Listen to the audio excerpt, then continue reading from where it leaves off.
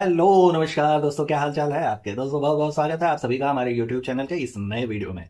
दोस्तों इस वीडियो में हम लोग बात करने वाले हैं वाईटी के फेकू कपल यानी कि दुग्गल मैडम और जनाब के बारे में। तो कहीं मत जाइएगा, उनके नए पॉडकास्ट के बारे में बात करने वाले हैं। वीडियो को अंत तक जरूर देखिएगा बिना स्किप किए हुए। लेकिन उसके पहले अगर आप लोग चैनल पर नए हैं तो प्लीज चैनल को सब्सक्राइब कर दीजिएगा। तो आइए वीडियो को शुरू करते हैं बिना किसी देरी के।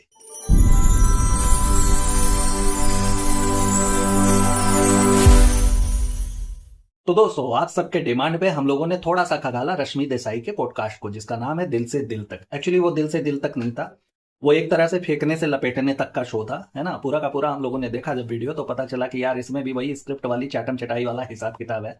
बाकी कुछ ऐसे जेन्युइन क्वेश्चंस नहीं पूछे गए हैं। हाँ लेकिन ये है कि भारती के शो से थोड़ा सा हटके इन्होंने कुछ ना कुछ तो पूछा है, जिसमें हम लोगों को बहुत कुछ मिल गया है आप लोगों के सामने रखने के लिए। तो आइए उसी को शुरू करते हैं।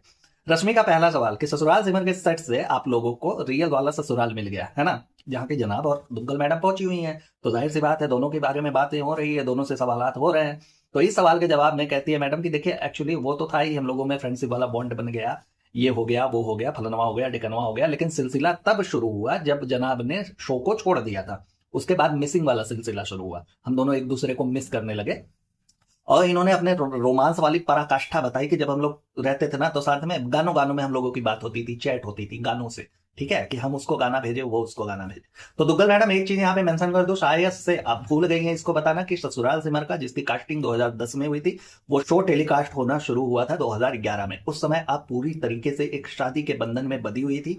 आपकी एंट्री भी ससुराल सिमर का इस वाले टीवी सीरियल में सिर्फ इसी वजह से हुआ था क्योंकि आपका पुराना वाला देवर एक्स देवर जो है वो प्रोडक्शन टीम में था, उसी के रिकमेंडेशन पे आप इस शो में आई थी। तो आप तो भूल गई हैं उन लोगों का, कभी आपने नाम ही नहीं लिया। ग्लो सैमसन भाई साहब भी गायब हैं आपके पूरे के पूरे, कभी भी आप उनका नाम ही नहीं लेती हैं। आपकी एक और बेटी होने का जहां दावा किया गया था उस पर भी आज तक आपने कोई जवाब नहीं दिया। लेकिन उसी समय से आप जनाब के साथ ये तेल चटाई वाला हिसाब किताब आपने शुरू कर दिया कि नहीं भैया हम अच्छे दोस्त हैं, हम दोस्ती वाला है। तो एक किसी आपने पॉडकास्ट में देखा होगा कि मैडम ने बोला कि जब मैं पहली बार जनाब को देखी थी तो वहां पे मुझे लगा कि बड़ा अकड़ू है, देखता नहीं है, बात नहीं करता एंड ऑल है। ससुराल सिमर के सेटअप पे तुम्हारे साथ इतना सब कुछ हो रहा था।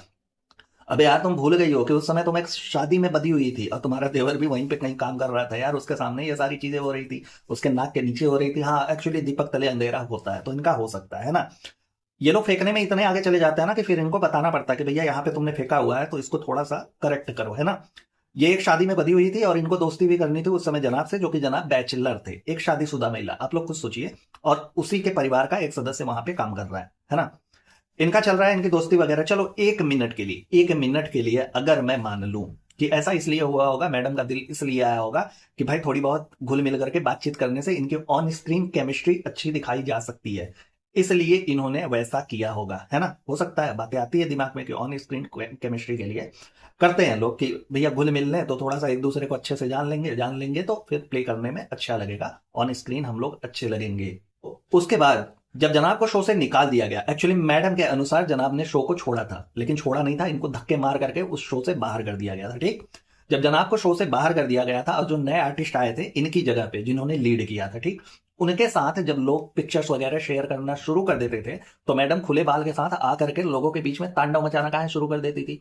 भाई अगर ऑन स्क्रीन केमिस्ट्री अच्छी दिखानी है तो ऑन स्क्रीन केमिस्ट्री के लिए ही वो लोग फोटो वगैरह पोस्ट करते थे, दिखाते थे एक दूसरे को साथ में, है ना। हम लोग भी जानते हैं कि प्रेम और सिमर थे उसमें, है ना, प्रेम और सिमर ही जानते हैं। ये तो बाद में लोगों ने खंगालना शुरू किया तो पता चला नहीं मैडम का नाम दुग्गल है, उनका नाम इब्राहिम साहब है, तब ना जाकर के पता लगा। तो ऑन स्क्रीन अगर केमिस्ट्री दिखाने वाली बात हुई तो फिर दूसरे वाले आर्टिस्ट के साथ तुमको इतनी जलन, इतनी अनकंफर्टेबल काहे फील हो रही है। नहीं होनी चाहिए थी भाई, ऑन स्क्रीन की बात थी, कह देती तुम। लेकिन कहती हैं मिसिंग वाला सिलसिला तब शुरू हुआ जब जनाब ने शो को छोड़ दिया। एक्चुअली जनाब को जब धक्के मार करके शो से बाहर कर दिए गए, है ना।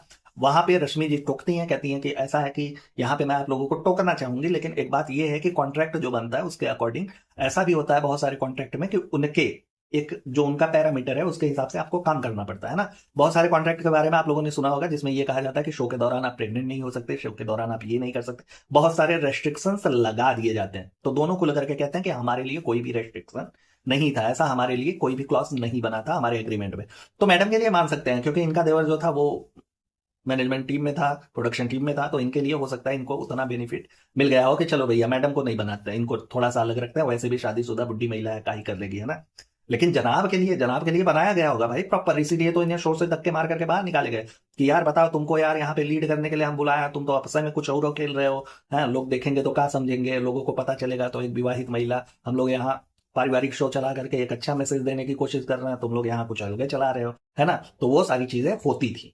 अब अगर मैं एग्रीमेंट वाली बात करूं तो आप लोग खुद सोचिए कि इन्होंने साथ में सिर्फ और सिर्फ एक टीवी शो में काम किया हुआ है जिसका नाम था ससुराल वगैरह, नाम नहीं लेना चाहूंगा, आप लोगों को पता ही है। वही एक किया था जिसमें इन लोगों ने छीछा लेदर मचा दी थी पूरा भाई। अब दूसरे का हक मार करके सैमसंग भाई साहब वहां इंतजार कर रहे होंगे कि मेहरारू गई हुई है यार, काम करती है सुबह 9 से 5, वहां तो कुछ और ही हो रहा था, है ना। वहां सेट पे कुछ और हो रहा था, गाने वाने में चैट वगैरह हो रही थी, सैमसंग भाई साहब को पता ही नहीं था। जब पता चला तो उन्होंने जैक वैक लगा करके ये इब्राहिम साहब को लत मरवा करके निकलवाया कि चलो यार जाने दो, एकदम बिल्ला किस्म का आदमी है, एकदम कुंडली मार के बैठ गया है यार।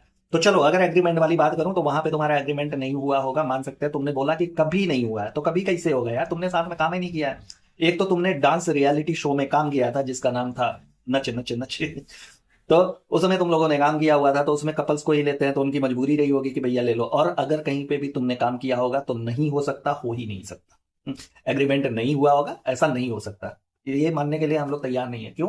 क्योंकि जिस हिसाब से तुमने शीशा लेदर मचाया हुआ है, जो भी बनाते हैं यार शो वगैरह, तो वो सोचते हैं कि यार चलो ठीक है, थोड़ी बहुत र्यूमर सही लेकिन अच्छे वे में जाए ना। फैमिली शोज जो बनाते हैं टीवी सीरियल्स, तो फैमिली ऑडियंस ही गैदर करते हैं, उनको ही मिलाती है, तो फिर वो तो ऐसा नहीं करे होंगे, तो कभी नहीं हो सकता। इस पे झूठ झाड़ना तुम लोग बंद कर दो। उसके बाद ये कहती है, मैडम कहती है कि हम दोनों में से किसी ने एक दूसरे को फॉर्मली कभी भी प्रपोज नहीं किया आज तक। सबसे बड़ा झूठ है यार। तो उसी डांस रियलिटी शो के सेट पे प्रॉपर जनाब ने तुम्हें रिंग पहनाई थी, घुटनों पर ऐसे लेट करके। तो वो क्या था, उसे प्रपोज के दायरे में नहीं रखा जाता, वो अलग से होता है, कुछ और कहना चाहिए। और जो तुम कह रही हो कि प्रपोज नहीं किया, तो ऐसे ही जब तुमने वो पोइट्री वाला हिसाब किताब निकाला था, 3 पन्ने का पोइट्री मैंने उस समय लिखा था जब मैं कैंसर से सर्वाइव कर रही थी, तो उस समय तुमने ऐसे ही बोला था ना कि किसी किसी को कभी कभी यूं ही बोल देना चाहिए, I love you, I love you. तो क्या ये जो आई लव यू वाला हिसाब किताब है, ये भी तुम्हारे उसमें प्रपोज में नहीं आता, ये अलग से रखा जाता है। अरे कम फेंका करो यार, कितना फेंकोगी, पकड़ना पड़ता है, समेटना पड़ता है, तकलीफ होती है। उसके बाद कहती है कि एक इंसान जिसकी कमी, अब जिसके बिना अधूरा अधूरा सा लगता है, ऐसा कुछ, ठीक है। तो इनके बिना इनको अधूरा अधूरा सा लग रहा था जनाब के बिना।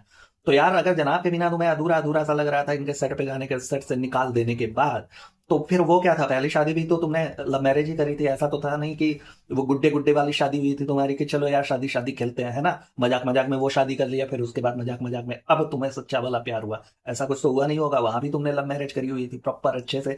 और मैरिज ही नहीं करी थी तुमने, ईसाई धर्म को अपनाया भी था, है ना, कन्वर्ट भी हुई थी। तो वो प्यार था, तो ये क्या है, और ये प्यार है तो वो क्या है, वो क्या है। तो बहुत सारी कंफ्यूजन है भाई इनके कहानी में ना, क्योंकि एक झूठ ये लोग बोल देते हैं तो फिर अगले पे जाके दूसरा झूठ दाग देते हैं, तो फिर पिछला वाला झूठ ये लोग भूल जाते हैं। तो सब कुछ एक साथ मिला करके बोलना इन लोगों के लिए काफी मुश्किल हो जाता है। अब उसके बाद रश्मि का सवाल आता है इस मुद्दे पर कि जो ये लोगों ने बताया कि हम लोग गाने गाने में बात किया करते थे, चैटिंग वगैरह होती थी हमारी, तो गाने के लाइनों से होती थी। तो उन्होंने सवाल दाग दिया कि कोई ऐसा गाना जो पहला तुम्हारा रहा हो, जो पहला गाना तुम्हारा रहा हो, जो एकदम स्पेशल सा फील कराता हो तुम्हें इन सब चीजों को लेकर के। तो मैडम तो सीधे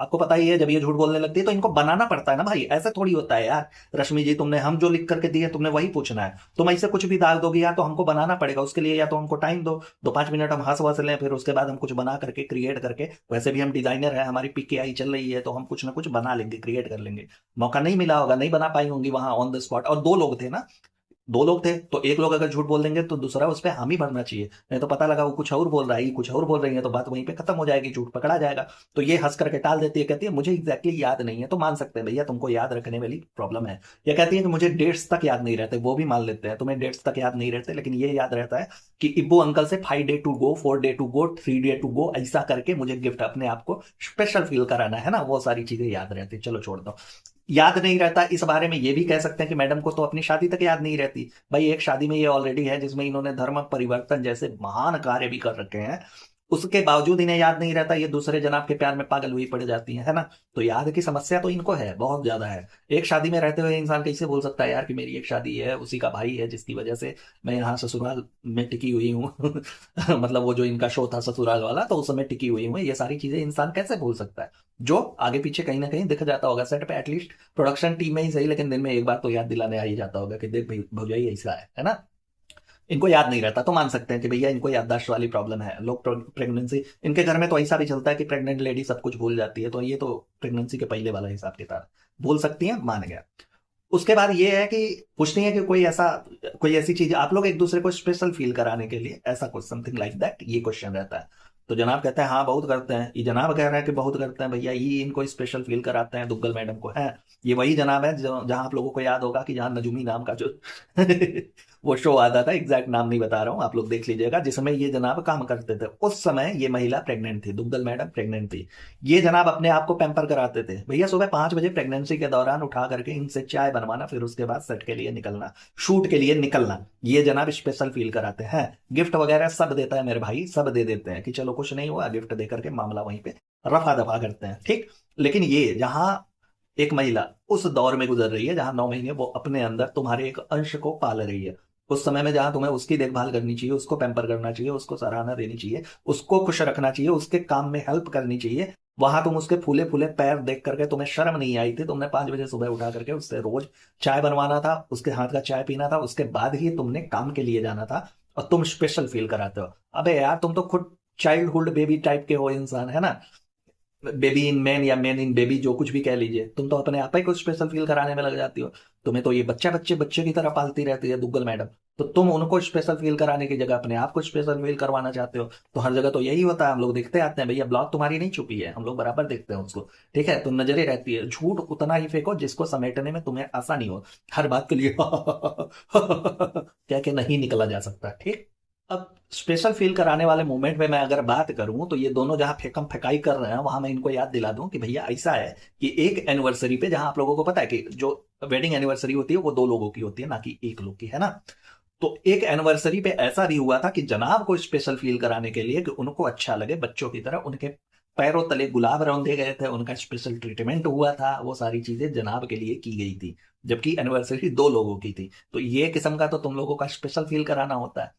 उसके बाद कहती है मैडम कि स्पेशल फील कराने का आलम ये भी है कि भैया, जब ये सेट पे जाती थी ना, जब ये काम करती थी सेट पे जाती थी, तो उस दौरान इनका बर्थडे पड़ा था, जिसपे जनाब ने इनको बड़ा स्पेशल फील कराया था। इनके गाड़ियों में बड़ा सारा बलून वगैरह, फिर उसके बाद इनके राहों में गुलाबे बिछा करके, बाहर फुल बरसाओ मेरा महबूब आया है टाइप का, तो बिछा करके इनको पूरी तरीके से स्पेशल फील कराया था। अब देखिए, यहाँ पे आप लोगों को ध्यान देने का विषय है कि ये उस समय शादी में थी, जिस समय ये सेट पे जाती थी, काम वगैरह करती थी, दोनों लोग काम करते थे, उस समय इनको स्पेशल फील कराने के लिए ये बंदा ये सारी हरकतें किया करता था। और वहीं जब वो शादी टूटने लगी और इस बंदे के साथ ये पूरी तरीके से, हालांकि उस शादी में रहते हुए ही इनके साथ इनके अफेयर और कारनामे, जो कुछ भी कह लीजिए, वो शुरू हो चुके थे, ठीक। लेकिन अब उससे छुटकारा पाने के लिए लोग सवाल उठाएंगे, तो जवाब भी तो तैयार रखना चाहिए ना, अगले को नीचा दिखाना है। तो अगले को नीचा दिखाने के लिए दुग्गल मैडम ने कहा था कि वहां पे मुझे इतनी रेस्ट्रिक्शंस थी कि मेरे खाने को लेकर के सवाल उठाए जा रहे थे। तो देखो, खाना तुम्हारा घटिया होता ही है भैया, तुम जो खाना बनाती हो ना, वो यही लोग खा सकते हैं, बाकी कोई नहीं खा सकता। तो उस पर हम लोग बाद में बात करते हैं। तो मैं कहती हो कि तुम्हें छोटे छोटे कपड़े पहनने की आजादी नहीं थी, वेस्टर्न कल्चर के कपड़े पहनने के लिए तुम्हें आजादी नहीं थी। तो देखो, तुम्हें याद दिला दो, ये कुछ ज्यादा हो गया तुम्हारी तरफ से, ठीक है। क्योंकि अगर तुम्हारे पुराने पोर्टफोलियो को उठा के देख लिया जाए, तो सबसे ज्यादा सबसे छोटे कपड़े तुमने उसी दौर में पहने हुए हैं। इस समय तो तुम प्रॉपर एकदम, है ना। तो अगर मैं कंपेयर करूं इस समय से उस समय को, तो जितनी आजादी और छूट तुम्हें उस समय में मिली थी, मेरे ख्याल से इस समय में नहीं है। तुम अपने तरीके से इस समय नहीं जी सकती, ये देख करके लगता है। वेस्टर्न कल्चर हो चाहे तो तुम्हारी जो कुछ भी, जो भी तुम इसे नाम देना चाहो दे सकती हो, लेकिन जितनी आजादी तुम्हें उस समय में थी, इतनी आजादी तुम्हें थी। अब इससे ज्यादा आजादी किसी को काही होगी कि उसकी एक शादी हो चुकी है, और उसी सेट पे उसके परिवार का एक सदस्य ऑलरेडी मौजूद है, जो कि ससुराल पक्ष से है, और वहां उसका प्रेम प्रपंच चल रहा है और किसी को पता ही नहीं चल रहा है, भनक ही नहीं लग रही है। तो फिर इससे ज्यादा आजादी के बाद तुम क्या ही कर सकती हो। अब बात आती है बिग बॉस की। बिग बॉस वाला मुद्दा छेड़ा गया है, तो अब उसकी भी बात होनी जरूरी है ना। तो मैडम कहती हैं कि इन्होंने 3 महीने तक पूरा का पूरा, एक्चुअली ये जनाब गए थे कि 3 महीने, जितने दिन, 3 साढ़े 3 महीने ये वहां बिग बॉस के घर में थी, तो उतने दिनों में मैंने सारा का सारा हिसाब बनाया था कि भैया मेरे पूरे वक्त कहाँ कहाँ गए हुए हैं। तो अब मैडम का वो मक्खी वाला हिसाब किताब बाहर आ गया। आकर के कहती है, मतलब आप सोच नहीं सकते, आप सोच नहीं सकते कि इतना सब कुछ लिखा हुआ कि मैं सुबह गया तो घर पे आया तो आपके बिना अच्छा नहीं लग रहा था एंड ऑल। इतना सब कुछ जनाब ने कब लिख दिया यार, गजब हो तुम लोग यार, इतनी बड़ी बात हो गई, किसी ने बताया नहीं यार। मैं अपने व्यूअर से भी नाराज हूं इस बारे में कि आप लोगों ने भी कुछ नहीं बताया, इतना सब कुछ जनाब लिख लिए हैं। ये वही जनाब है ना कि कोई प्रेत वगैरह घुस गया है इनके अंदर। ये तो वही जनाब है भैया, जो लाइव आते हैं तो ये हकलाने लगते हैं, इनसे बोला नहीं जाता तो मैडम को पकड़ करके बाहर आगे कर देते हैं कि ले भाई तू फेंक मेरे से नहीं हो पाएगा, इससे ज्यादा मैं फेंकूंगा तो पकड़ा जाऊंगा। तो ये जनाब इतना सब कुछ कर लिए। भाई ये दुग्गल मैडम वो महिला है, आप लोगों को याद दिला दूं, जिसने दूसरे की चुराई हुई पोइट्री को, कविता को इतने धड़ल्ले से हमारे सामने पेश किया था, जहां पे इनके 4 मिलियन से ज्यादा फॉलोअर्स हो चुके हैं, सॉरी सब्सक्राइबर हो चुके हैं। उस प्लेटफॉर्म पे इतने धड़ल्ले से इन्होंने पेश किया था पूरा का पूरा दावा ठोक करके कि ये मैंने लिखा हुआ है। इस महिला ने आज तक इतने दिन बीत गए यार बिग बॉस होकर के, 6 साल 5 6 साल तो इनको यूट्यूब पे भी आया हुआ हो गया, लेकिन अभी तक इन्होंने डायरी नहीं दिखाया। यार देखो, वी वांट डायरी। अब सारे लोग यही सवाल उठाइएगा कि देखो भैया हमको ना डायरी चाहिए, हम डायरी देखना चाहते हैं। अब भाई पोइट्री देख ली जो दूसरे की चुराई हुई थी, सारी कुछ चीजें दूसरे की तुमने जहां पे परोस दिया, तो फिर उसके बाद ये डायरी वाला हिसाब किताब कहाँ है यार? डायरी चाहिए। तुम तो ऐसी महिला हो कि तुम दूध का हिसाब लिखो, उसका भी डायरी दिखा दो यार, ये इतनी बड़ी बात हो गई। जनाब की डायरी है, जनाब डायरी लिखते हैं, कभी पता नहीं चला यार। वैसे तो तुम लोग डेली रूटीन के और फैमिली ब्लॉगिंग ही करते हो, तो ये सारी चीजें तो आनी चाहिए थी। दूसरे का लिखा हुआ कविता जो तुमने चेपा था, और जनाब को ये इंसिस्ट कर रही थी कि आपको पता है, आपको याद होगा जनाब का मुंह बना हुआ था कि यार देखो हमारे सामने ये कविता वगैरह कभी पढ़ा नहीं गया, पता नहीं कहाँ से चुट्टी चुरा करके ले आई यार। कुछ भी किया करो, पहले बता तो दिया करो कि हाँ ऐसा कर रही हो, तो उसके बाद हम थोड़ा बहुत उसमें समेटेंगे, इसमें हम का ही बोले हाँ हाँ हुआ हो करके। क्या चीजें कैसी चीजें करके जो अपने पूरे ब्लॉग को निपटा देते हैं, वो जनाब डायरी लिखते हैं। भैया बात सही है। उसके बाद जनाब की तरफ इंडिकेट करके कहती हैं कि ये जो सारी कुछ चीजें हैं, उसके बाद खुशियों और सुकून वाला जो पल होता है वो ये है ना, जनाब की तरफ। तो ये एक तरह से इंडिकेट करती है अपने पुराने वाले ससुराल को कि देखो भैया हम बहुत खुश हैं, बहुत संतुष्ट हैं। क्योंकि मुंह से ही बोलना है ना, वो खुशी, वो चपरासी तो बन के रह गई हो तुम उस घर की, है ना, एक मेड बन करके रह गई हो, जहां तुम्हें सब कुछ करना है लेकिन अपनी मर्जी का तुम भी कुछ नहीं कर सकती हो। तो फिर तुम्हारे और गुटकू बाबू के हालत सेम ही है, किसी का अलग नहीं है, दोनों एक ही तरीके से हो। बस ये है कि वो नल्ला है, तुम कमा दे धमा लेती हो, तो तुम्हारे दोनों में बस यही एक चीज का अंतर है, अर्निंग की, बाकी कुछ नहीं। अब बात करूं अगर सुकून की, यहाँ सुकून है तो 5 साल जो तुमने वहां पे अच्छे खासे दिन बिताए थे अपनी पुरानी शादी में, उसमें तुमने सुकून नहीं था, तो ये तो उन्हीं को इंडिकेट कर रही हो तुम। और ये जो तुम्हारे सुकून वाले चेहरे दिख रहे हैं ना, ये सिर्फ मुंह से दिख रहे हैं, हालांकि चेहरे पे नहीं दिखता तुम्हारे सुकून। अगर ये लाइटिंग वगैरह हटा दी जाए, जो इतनी हैवी लाइटिंग और मेकअप तुम्हारे चेहरे पे लीपा पोती किया जाता है, तो भैंसों जैसी तुम्हारी आंख दिखती है, ठीक है, डार्क सर्कल इतने बढ़ गए हैं, ये लेवल का तुम्हारा सुकून है। अब देखिए एक चीज मैं आप लोगों को बता दूं, पब्लिसिटी वगैरह इंसान को उसी चीज की करने की जरूरत पड़ती है, उसी का हो हल्ला करना पड़ता है जो उसके पास नहीं हो। तो यहाँ पे हो हल्ला करने की इनको जरूरत इसीलिए पड़ रही है कि भैया देखो ऐसे तो दिखेगा नहीं, तुम लोग मुंह से ही सुन लो कि कितना सुकून है ना। तो एक तरह से वो पुरानी वाली फैमिली को ये चिढ़ाने की कोशिश कर रही है, लेकिन हमें और आपको तो सब पता है भैया, हम लोग तो ऑलराउंडर है, हम लोग खोदते रहते हैं तो मिलता रहता है। अब उसके बाद यही बिग बॉस वाले सेगमेंट पे बात हो रही है, तो रश्मि जी एक सवाल दागती हैं कि ऐसा है कि शादी वगैरह के बाद जो न्यूली कपल है 1 डेढ़ महीने तो उन्हें लग जाता है एडजस्ट करने में, है ना। उसके बाद लेकिन नए नई शादी के बाद ये बिग बॉस वाला सीन आ गया, तो फिर कैसे क्या हुआ? तो भाई सबसे पहले तो रश्मि जी आपको मैं बता दूं कि ये जो सस्ता वाला माल है ना, ये मारना बंद कर दो यार। जिसको भी तुम पॉडकास्ट पे बुलाते हो उसके बारे में थोड़ा बहुत तो रिसर्च करना चाहिए ना, कि ऐसा है कि अगले ने जो कुछ भी दे दिया बस उसी को लेकर के तुम बैठ गई और वही सवालात आपको करने होते हैं, है ना।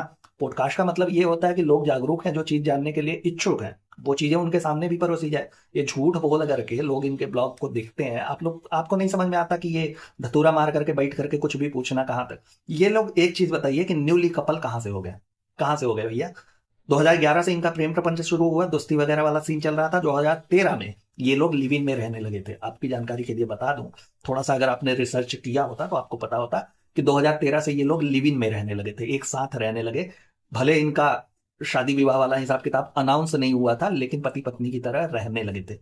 तो बिग बॉस उसका काफी दिन बाद आया था यार, तो उसके बाद कहाँ से इन लोगों का चलने लगा कि 1 महीने का ये लोग न्यूली कपल है, ये है वो है, फलाना है ढिमकाना है। किस चीज को छुपाने की कोशिश कर रही हो? आपको पहले ही बता चुका हूं कि 2010 में कास्टिंग हुई थी ससुराल वाले की, 11 में वो शो शुरू हुआ था, तभी से इनका अलबी डब्बी शुरू हो गया था। उसके बाद 2013 में ये लोग 2013 खत्म होते होते लिव इन में रहने लगे थे। उसी दौरान इब्बू अंकल को भोपाल से उनकी पूरी फैमिली को वहां से लेकर के इन्होंने, दुग्गल मैडम ने यहाँ पे शिफ्ट तक कराया था कि मुंबई में ही अब ये लोग प्रॉपर रहने वाले हैं। तो ये आपकी रिसर्च टीम बड़ी कमजोर है, या फिर आप ही थोड़ी बहुत चाटुकारिता टाइप की बात कर रही हैं जिससे कुछ मिलने वाला नहीं है ना, बिल्कुल नहीं, है ना। अब बात करूं जो ये कहती हैं कि सुकून इनको इब्राहिम साहब के साथ है, तो वहां सुकून वाला चीज तो यार एक चीज दिमाग में खटक रहा है, तो सुकून तो जो है ना वो तुम्हारे पहले पति को है ना कि तुमको है। अब देखो ना, सुकून इसलिए बोल रहा हूँ क्योंकि तुम उसके साथ शादी में रहते हुए दूसरी जगह मुंह मार रही थी, है ना। तुम्हारा इनके साथ चलने लगा, जनाब के साथ। अब जनाब नहीं होते तो कोई और होता, कोई और नहीं होता तो कोई और होता। जिस तरह के तुम्हारी लौंडेबाजी वाला हिसाब किताब है, चरित्र है तुम्हारा, उस हिसाब से नहीं ये होते तो कोई और होता, लेकिन होता ही। अब वहां से तुम निकल गई तो सुकून तो उसे ही है, हालांकि वो आकर के पब्लिक डोमेन में नहीं बोलता या नहीं बोल सकता, लेकिन हमारे हिसाब से तो सुकून उसी को है। और तुम अपने सुकून को लोगों के बीच में ला करके दर्शाने की कोशिश कर रही हो कि नहीं हमको बड़ी सुकून है, बहुत सुकून है, बहुत सुकून है। सुकून का तेल बांटते हुए नजर आ रही हो हर जगह पे। तुम गई भारती के पॉडकास्ट में, वहां भी तुमने सुकून वाला डिंडोरा पीटा, यहाँ भी तुम सुकून वाला डिंडोरा पीट रही हो, अपने ब्लॉग में तो तुम सुकून सुकून चिल्लाती ही हो। तो एक्चुअली ये जो एक पद है तुम्हारे यहाँ ना सुकून वाला, ये खाली है, इसको भरो पहले, उसके बाद आना तुम सुकून पे डिंडोरा पीटने के लिए। अब अंदर से पूरा का पूरा खाली है, बाहर से दिखा दो कि हाँ हमको बड़ी सुकून है, इस शादी में बड़ा सुकून है। एक्चुअली उन लोगों को ये शेड करती हुई नजर आती है, अपनी पुरानी वाली शादी वाले लोगों को, उन सबको, उस परिवार को एक तरह से, क्योंकि वो आकर के बोल नहीं सकते ना, नहीं तो आकर के झुटरा झुटरी करके दो चमाट देते कि कौन सा सुकून भैया हमको बताओ जरा सा, है ना। वहां तुम आधे आधे कपड़े पहन करके घूमती थी, तुमको ये था वो था, पर बहुत सारी चीजें हैं दोस्तों जो हर जगह पे हम लोग बोलते चले आते हैं, लेकिन इन लोगों की आंखें नहीं खुलती क्योंकि झूठ परोसना है ना। अब अगला सवाल कि परिवार कैसे माना था इस शादी के लिए, तो भैया परिवार काहे नहीं मानेगा यार, तुम हो गजब क्वेश्चन करती हो और गजब का आंसर। तो ये जो अपनी ये दुग्गल मैडम है, ये सिर्फ एक शब्द कह करके फिर उसके बाद ठहाके लगाने लगती हैं कि आप मेरी अम्मी को नहीं जानती। मतलब सुतारा आंटी को कोई नहीं जानता भाई, चुम्मेश्वरी आंटी के बारे में कोई नहीं जानता, एक्चुअली सच है। ये जनाब के जो परिवार वाले हैं ना, ये लोग जितने धरती के ऊपर हैं उससे कहीं ज्यादा ये लोग धरती के अंदर है। इनके बारे में कुछ कुछ भी भापना हमारे और आपके बस की बात नहीं है, नहीं भाप सकते, कितना भी इनका ब्लॉग देख लो, कितना भी टटोल लो। तो इस बारे में अम्मी को नहीं जानती, इसको हम लोग एक्सप्लेन करते हैं, चलो अपने तरीके से। अब अम्मी का ये था कि अम्मी इसलिए मान गई रश्मि जी क्योंकि उनको पहले जब वो भोपाल में रहा करती थी तो उनको मैचिंग के कपड़े नहीं मिला करते थे, दुपट्टा कोई और, सलवार कोई और, कमीज कोई और, इस तरह के उनके ड्रेसिंग सेंस हुआ करते थे। भाई गरीबी के कारण उनको रोज नोचने के लिए मुर्गा नहीं मिला करता था, लेग पीस नहीं होता था, खाने के लिए अच्छे अच्छे खाने नहीं होते थे, घूमने के लिए पैसे वगैरह लगते हैं ना, तो वो सारी चीजें नहीं होती थी। ये वो महिला है जो एक शादी में रहते हुए दूसरे के साथ लिव इन में रह रही है, और उसके बावजूद पूरे के पूरे उस कुनबे को, दूसरे वाले के पूरे कुनबे को ला करके मुंबई में इसने अपने बदौलत मुंबई में शिफ्ट कराया है, सबको सेटल किया है ना।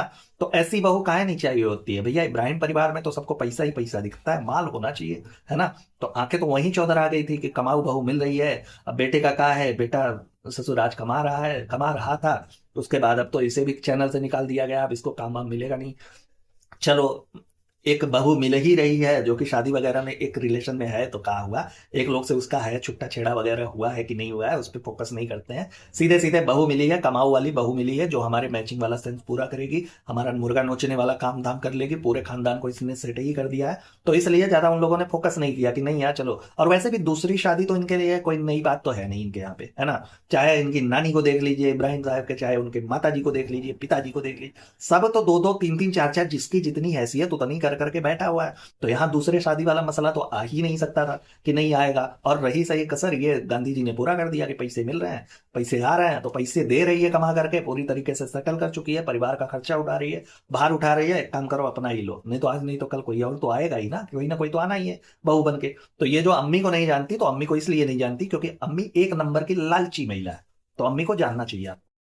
दुग्गल मैडम ने कभी तो कहा था कि मेरे टफ टाइम में मेरी अम्मी मेरे साथ थी, मतलब चुम्मेश्वरी आंटी इनके साथ थी। और अभी ये कह रही हैं कि मेरी जो ननद है, मतलब तंदूर आपा है, इन्होंने इनको राह दिखाई थी कि परिवार में कैसे बोलना है, कैसे मिलना है, कैसे परिवार के साथ एडजस्ट करना है, इस इब्राहिम परिवार के साथ कैसे एडजस्ट करना है, ये चीजें। तो एक तरह से ये कह सकते हैं हम और आप कि पूरे के पूरे इब्राहिम खानदान ने मिल करके प्लान बना करके इनकी शादी को तोड़ा है, क्योंकि इनके लिए टफेस्ट टाइम वही था जब इनका डिवोर्स होने वाला था या कराने वाले थे ये लोग। तो मिल करके सबने सपोर्ट करके एक घर तोड़ा है अपने बेटे के लिए, एक कमाऊ बहू लाने के लिए, है ना। इतना सब कुछ भाई इन लोगों ने मेहनत करी हुई है, तो इनका हक भी बनता है अपने तरीके से रखें। अब इसी वाले सेगमेंट में जनाब कहते हैं कि आज तक मेरे परिवार के पूरे लोग, मतलब दुग्गल मैडम के ससुराल पक्ष के सारे लोग दुग्गल मैडम को सिमर के नाम से जानते हैं। अच्छा, इनकी अम्मी जो है वो सिमर कह के बुलाती हैं, बहुत सही। और फेंको, इनके जो नानी है वो भी सिमर कह के बुलाती हैं, वेरी गुड। इसके बाद इनके घर परिवार के जितने भी लोग हैं आज भी सिमर करके बुलाते हैं। तो आप जवाब सुन लो भैया, उसमें कहाँ है पीछे हो। अगर ऐसा ही है कि सिमर कह के बुलाते हैं और सिमर को ही जानते हैं, तो फिर इनका नाम फैजा बेगम काहे रखा गया था भाई। सिमर के रूप में ही एक्सेप्ट कर लेते ना, सिमर चलो पिका के नाम पे ही एक्सेप्ट कर लेते, लेकिन वो चीजें तुम्हारे लिए एक्सेप्टेबल काहे नहीं थी भाई। इनका नाम फैजा काहे रखा गया, फैजा क्यों बनाया गया। शादी का कार्ड है मेरे पास प्रॉपर, उसमें मैंने देखा हुआ है। तो इस बात को तुम झुठला नहीं सकते, और बहुत सारी चीजों में बहुत जगह पे इनका नाम ऐसा आ भी चुका है जो इन्होंने खुद, इनके परिवार वालों ने खुद नाम लिया हुआ है ना। तो फिर फैजा बना करके एक्सेप्ट करना ये कहां तक जायज हुआ मेरे भाई। तुम तो तभी एक्सेप्ट कर लेते तुम्हारे परिवार वाले उसी रूप में कि हाँ चलो सिमर है, सिमर है, सिमर है। सिमर एक्चुअली इसलिए है क्योंकि सिमर पैसा कमाती है बस, बाकी और सिमर किसी चीज के लिए नहीं है। कोई नहीं, तुम्हारे फैमिली का जो कुछ भी कल्चर है उसको एक्सेप्ट कर लिया उसने, इसलिए उसे फैजा बना करके फिर इस रूप में ढाला गया कि वो तुम्हारी बहू है, बेटी है, बीवी है, जो कुछ भी है, सिमर नहीं है, फैजा है। अब बात आती है कि इनकी यूट्यूब की जर्नी कैसे शुरू हुई। तो दुग्गल मैडम कहती है कि देखो क्या करना है, क्या दिखाना है, कैसे रहना है, क्या कुछ करना है अपने वीडियो में, और ये सारी चीजें डिसाइड करने वाली सिर्फ और सिर्फ तंदूर आपा थी, इनकी ननद।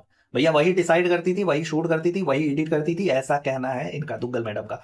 तो अगर दूसरे वे में हम लोग देखें तो पहले पहले जो हम लोग देखते थे और उस पर सवाल उठाते थे कि यार पतीले में 6-6 इंच तक तुम्हारा तेल तैरता रहता है, मछलियां पौड़ती रहती है, तुम अकेले पूरा का पूरा काम करती हो, तुम्हारी अम्मी और खाला वगैरह तुम्हारा हेल्प नहीं करती हैं, ये सारी चीजों को लेकर के, तो वो खुरापाती दिमाग जो था ना इनके अकॉर्डिंग, वो सिर्फ और सिर्फ तंदूर का था। क्योंकि तंदूर कंट्रोवर्सी कराने में बहुत तेज है, कैसे लाइक आना है, कैसे एक दूसरे को नोचा नोची कराना है, लड़ाना है, भिड़ाना है, ये सारे चीजें करके हथकंडा अपना करके वो इतने व्यूज पाती है, आप लोग देखते ही हैं, भले किसी को वो गालियां सुनवा करके लाना हुआ। तो इनके कहने का मतलब है कि मैडम अब पल्ला झाड़ रही हैं कि ऐसा है कि उसमें मेरा कुछ नहीं था, वो सारी कुछ तंदूर की खुरापात थी, वही ये सब शरारतें करती थी यार कि भौजाई यही निकाल देंगे, हम यही दिखाएंगे, ये दिखाएंगे, इससे कंट्रोवर्सी होगी तो इस पे व्यूज आएगी, ये सब तो मान सकते हैं क्योंकि तंदूर अपनी इन सब चीजों में बहुत तेज है, वो कर सकती है, वो महिला इनका पूरा का पूरा बंटाधार कर सकती है। खैर, उसके बाद जनाब कहते हैं कि जब बात आती है कि कैसे आए, तो कैसे आए वाले मुद्दे पर ये कहते हैं कि ऐसा है कि पहले पहले तो ये जो तंदूर आपा थी वो करती थी, है ना, वीडियोस वगैरह, पहले आपको पता ही है कि यूट्यूब चैनल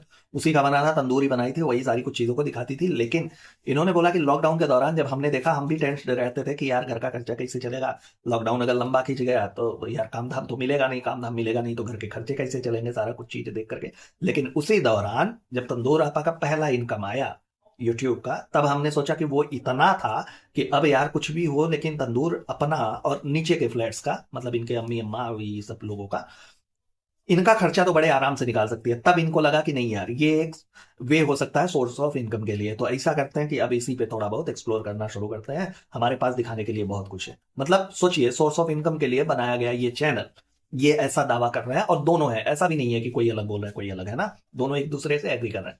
तो फिर वो क्या था, जब तुम भारती के चैनल पे गई थी और तुमने कहा था कि ऐसे ही वेल्ले बैठे थे, तो तंदूर आई, उसने बोला कि भौजी आपको भी लेना है, वीडियो में दिखाते हैं, वीडियो बनाते हैं, तो आपने बोला चलो वेल्ले बैठे हैं, कोनो काम धाम नहीं है, लॉकडाउन में बना ही लेते हैं।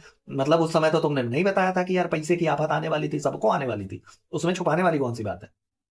उस पेंडेमिक में, उस आपदा में सबने अपने लिए कुछ ना कुछ अवसर खोजे हैं, सबके ऊपर गुजर रहा था वो चीज, है ना। तो तुम अगर कह देती तो फिर कुछ अलग चीज थोड़ी हो जाती यार, सारे लोग कुछ ना कुछ खोज रहे थे।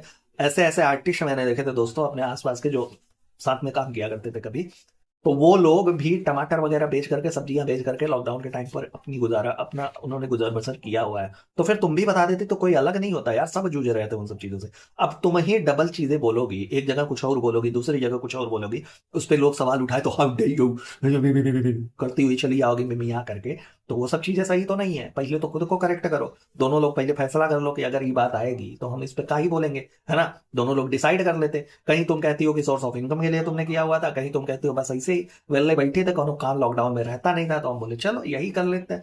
एक तो मजे वाली बात हो गई कि सिर्फ एंटरटेनमेंट के लिए, ऐसे ही टाइम पास के लिए कर लिया, और दूसरा तो ये हो गया कि नहीं यार, उस पर पूरा का पूरा फाइनेंशियल कंडीशन हमारा टिका हुआ है कि कैसे हम लोग आगे सरवाइव करेंगे। तो दो अलग अलग चीजें बताओगी तो दो अलग अलग किस्म के सवाल भी आएंगे।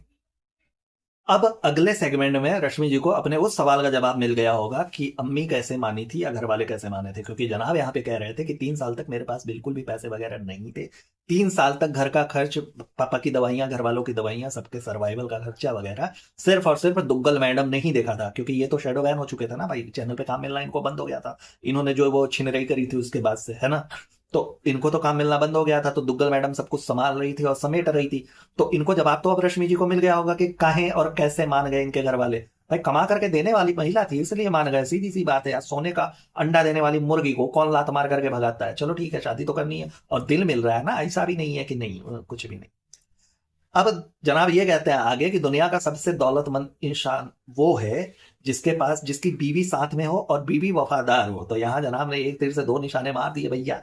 कहा है कि एक तरफ तो वो जो सैमसन साहब है, इनके पहले पति दुग्गल मैडम के, उनको इन्होंने आईना दिखा दिया कि देख भाई तू बहुत गरीब आदमी है, क्योंकि तेरी बीवी हम उड़ा करके ले गए और तेरी बीवी तो तेरे पास है नहीं, दूसरे बीवी वफादार हो, है ना। तो यार वफादारी का नमूना तो तुम ना ही पेश करो तो अच्छा है। ये तुम्हारी बीवी वफादार है, लौंडा देखी और फिसल गई, ये वफादार है। तुम इनके लिए सबसे खूबसूरत हो तो फिर वो कहा था जिसके साथ इन्होंने शादी किया था। ये वफादारी वाली बात तुम लोग कर रहे हो, हजम नहीं हो रही है यार, बिल्कुल भी गले के नीचे है, नहीं उतर रहा है, ठीक। अब वफादार और दौलतमंद वाली अगर मैं बात करूं तो आप लोग खुद सोचिए कि इन्होंने दूसरे के घर में, जो ऑलरेडी दौलतमंद था, जिसके पास बीवी भी थी, और भाई इनसे मिलने के पहले वो शायद वफादार भी रही होंगी या नहीं रही होंगी, बहुत सारी चीजें छिपाई भी जाती है। इंसान जब एक दूसरे से प्यार करता है तो बहुत कुछ चीजें छुपा लेता है और इग्नोर करता है ना। वफादारी का पता नहीं कि वफादार थी या नहीं थी, लेकिन बीवी थी और साथ में थी उसके वो दौलतमंद इंसान था। उस दौलतमंद इंसान के घर पे तुमने डाका डाला हुआ है, अपने छिनराई का डाका डाला हुआ है, वहां से उड़ा करके तुम उनकी बीवी को लेकर के गए, उसके बाद तुम यहाँ पे वफादारी की बात कर रहे हो। देखो जनाब, सीधी बात यह है कि अभी तो वफादारी वाला चीज चल रहा, हो सकता है अब यहीं पे ये टिक जाए, वरना अगला धर्म इन्होंने डिसाइड कर रखा होगा कि अब इन्हें किस धर्म में जाना है। बाकी हमारा संकेत किस तरफ है वो तुम भली बात ही जानते हो। जैसा ये कह रहे हैं कि दुनिया का सबसे दौलतमंद इंसान वो है जिसकी बीवी हो, उसके साथ हो और चलो वफादार हो, है ना। तो ब्रैकेट में एक चीज और तुमने ऐड कर देना चाहिए जनाब, कि दुनिया में सबसे दौलतमंद इंसान वो हो जिसकी बीवी हो, वफादार हो, बशर्ते वो बीवी किसी और की हो और वो बीवी कमाऊ हो, उसके पास अच्छे खासे पैसे हो, फेस वैल्यू हो। वही बीवी होनी चाहिए भाई, वही दौलतमंद इंसान होगा दुनिया में सबसे ज्यादा तुम्हारे अकॉर्डिंग। भाई ये ब्रैकेट में साइड में उसमें डाल दो, है ना, ये चीजें सूट करेंगी तुम पे। अब इसमें एक बात रखी गई क्या, कि ऐसा है कि आपको हमने देखा है रमजान के टाइम पे आप जाते हैं तो आप ऑर्फनीज में जाते हैं, अनाथालय वगैरह में जाते हैं, तो वहां पे दान पुण्य करते हैं एंड ऑल, है ना। तो जनाब उस पर जवाब देते हैं कि हम जब जाते हैं, हम ईश्वर से या अल्लाह से हमेशा यही दुआ करते हैं कि ऐसा है कि हमें देने वाला बनाइएगा, ना कि लेने वाला। सोचिएगा इस बात पे जरा सा मैं फोकस करूंगा कि देने वाला बनाइएगा, लेने वाला नहीं, ठीक। तो ये वही जनाब है दोस्तों जो दान पुण्य करने के नाम पे जब जाते हैं किसी को चिप्स दान करते हैं, चिप्स का पैकेट 10 रुपए, 15 रुपए, 20 रुपए वाला एक चिप्स का पैकेट दान करते हैं, तो उसे फाड़ करके दान करते हैं कि ताकि वो बेच ना दे। ये वही जनाब है देने वाले, ठीक। पानी का बॉटल किसी को देते हैं तो प्रॉपर उसे दिखा करके देते हैं अपने कैमरे में, उसके नाम पे एक अलग से ब्लॉग इनका बनता है, अलग से उसके चेहरे को दिखाया जाता है, प्रॉपर उसको दिया जाता है, प्रॉपर ये किस्म का दान पुण्य होता है जिससे ये लाखों रुपए ढील लेते हैं। चला जाता है अंदर एक पॉडकास्ट, सॉरी एक वीडियो बना करके, एक ब्लॉग बना करके, है ना। ये दान पुण्य वाली बात कर रहे हैं, देने वालों की बात कर रहे हैं। भाई उस इंसान का तुमने कभी चेहरा तक ब्लर नहीं किया जिसका तुम चेहरा दिखा रहे हो, जिसको तुम दान पुण्य कर रहे हो, जिसे तुम ये एहसास दिला रहे हो कि देख भाई तेरी औकात ये है ना। उन सारे लोगों के लिए तुम दान पुण्य की बात कर रहे हो। दोस्तों आपको याद होगा कि रू बेबी के फर्स्ट बर्थडे पे ये लोग कहीं पे गए थे पता लगाने के लिए कि हमें यहाँ पे दान करना है, कोई ऑर्फनेज था या फिर कुछ तो ऐसा था जहां पे गए थे दान पुण्य करने के लिए। आ करके इन्होंने प्रॉपर उस पे एक वीडियो बनाया था और बताया कि हमें कुछ चीजें वहां की नहीं पसंद आई थी, जिस वजह से हमने वहां पे दान नहीं किया, हमने वहां पे लोगों को डिस्ट्रीब्यूट नहीं किया, वहां पे कंट्रीब्यूट करना उचित नहीं समझा। और उस ब्लॉग पे इन्होंने लाखों रुपए कमाए थे। और वो चीज क्या थी जो इन्हें पसंद नहीं आई थी, वो चीज ये थी कि वहां पे रेस्ट्रिक्शन था कि आप कोई भी चीज अगर दान पुण्य करते हो या यहाँ आते हो तो आप लोग यहाँ पे कैमरे से, मोबाइल से शूट नहीं कर सकते। ये चीज इनको नहीं पसंद आई थी कि ये अपने ब्लॉग में नहीं दिखा सकते थे कि इन्होंने शूट किया हुआ है, किसी को कुछ दान पुण्य किया हुआ है, ये अपने वीडियो में नहीं दिखा पाएंगे। लेकिन उसी के बदले उन्हीं चीजों को मुद्दा बना करके ये दोनों मियाँ बीबी ने लाखों रुपए ढील लिए थे। और ये दान पुण्य की बात कर रहे हैं। दान पुण्य की शुरुआत ना बेटा पहले तुम अपने घर से करो, ठीक है। तुम्हारे मामा मामी, तुम्हारी नानी, ये सारे जो अंधकार भरी जिंदगी जी रहे हैं उनको, तुम्हारी फूफी, ये सारे लोग, तुम्हारे ही नाती रिश्तेदार में बहुत सारे ऐसे लोग होंगे जो लोअर मिडिल क्लास या मिडिल क्लास फैमिली से बिलोंग करते हैं। तुम भी करते थे लेकिन आज भी उसी दिनचर्या को जी रहे हैं। तो पहले वहां से शुरुआत करो, तुम उनकी हेल्प करो, उन्हें दान पुण्य मत करो। तुम उनकी हेल्प करो अपनी जिम्मेदारी समझ पे, फिर आकर के तुम दूसरों को ज्ञान बांटना कि हमको लेने वाला नहीं देने वाला बना है ईश्वर, है ना। उसी फूफा फूफी सबसे तुम हाथों से नोट छीन छीन करके लेते हो और तुम दान पुण्य करने वाले लोग बनते हो। तुम्हारी नानी एक काल कोठरी में, ऐसा लगता है कि वो रूम से शुरू होते ही खत्म हो जाता है, उसमें घुसो इतना अंधकार, ये सारी चीजें हमें वीडियो में दिखती है, पता नहीं जो लोग वहां रहते होंगे कितना सफोकेशन होता होगा देख करके उनकी वो हालत। लेकिन तुम लोगों को उससे फर्क नहीं पड़ता, तुम दान पुण्य वाली बात करते हो। हैं वही नानी को कंटेंट के लिए तुम्हारी बहन ने फोल्डिंग दिलाया, नहीं तो उसके पहले तक वो जमीन पे फर्श पे सोती थी, ठंडी गर्मी बरसात जब भी वो आती थी, जिस भी मौसम में आती थी, कंटेंट के लिए उन्हें यूज कर करके, पूरे अपने कुनबे को यूज करके तुम लोगों ने अच्छे खासे पैसे रेले हैं, ठीक है। और तुम लोग दान पुण्य वाली बात कर रहे हो। अबे फेंका फेंकी ना यार, उतना ही किया करो जितना चल जाए, नहीं तो उससे ज्यादा तो यार पकड़ में आ जाती है चीजें, ठीक है। देखिए दोस्तों, हमें जहां तक समझ में आता है ना, ये दान पुण्य वाला जो है, ये तो देखिए एक तरह से परोपकार वाली चीज है। भाई दाहिने हाथ से कर दो, बाएं हाथ को पता ना चले, ऐसा लोग कहते हैं कि दान पुण्य अगर करना है तो ऐसे ही करना चाहिए। साइलेंटली कर दो, गुप्त दान कर दो, किसी को कुछ नहीं, उसका ढिंडोरा पीटने की जरूरत नहीं होती।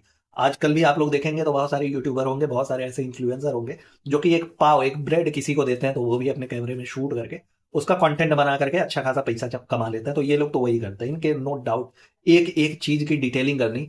अब तंदूर को ही ले लीजिए, जो चीजें उन्हें अच्छी लगी भैया उसको एकदम से प्रमोट करती, यहाँ ये है वो है, इनका ये अच्छा है वो अच्छा। जो चीजें उनको अच्छी नहीं लगी या जहां से उनकी कमाई नहीं हो सकती उसको फिर गरियाना, लेकिन उसी के नाम पे कमाना भी है। सेम चीज इनका भी है, ये भी दान पुण्य करते हैं तो इनको कमाना भी उसी से है। आप लोग जानते ही हैं कि उस दान पुण्य के नाम पे ये लोग कितना पैसा ऐंठ लेते हैं, है ना। मुझे तो लगता है तो कि ये लोग ऑर्फनेज वालों से भी ले लेते होंगे कि भैया इस तरह के पैसा दो, हम लोग तुम्हारा दिखा रहे हैं, तुम्हारा थोड़ा सा, अब और भी लोग आएंगे यहाँ पे कंट्रीब्यूट करने के लिए, तो इनका कुछ भी हो सकता है। ये लोग एकदम जमीर के मारे हुए हैं, इनका कुछ नहीं इन सब चीजों से।